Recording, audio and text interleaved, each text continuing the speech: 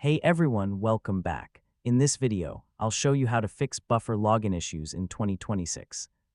If you're unable to sign in to your buffer account, stuck on the login page, or receiving an authentication error, this guide will help you troubleshoot the problem step by step. First, open your web browser and make sure you have a stable internet connection. A weak or unstable connection can prevent the login page from loading correctly or interrupt the sign-in process. Next, double-check that you're entering the correct email address and password associated with your buffer account. If you're unsure about your password, click the Forgot Password option and follow the instructions to reset it through your email. Now check your inbox for the password reset email. If you don't see it, be sure to check your spam, junk, or promotions folder as well.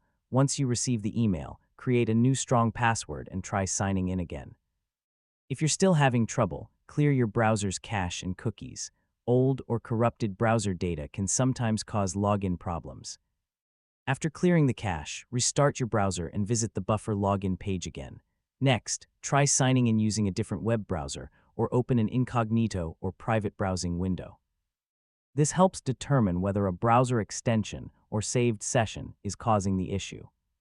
Now, if you're using a VPN, proxy server, or browser extensions such as ad blockers, temporarily disable them and try logging in again.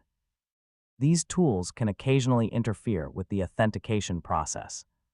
Finally, if none of these steps solve the problem, check whether Buffer is experiencing a temporary service outage or contact Buffer support with the exact error message you're seeing for further assistance.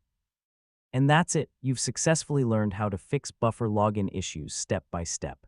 You should now be able to access your account and continue managing your social media without interruptions. And don't forget to like, share, and subscribe for more helpful tutorials just like this.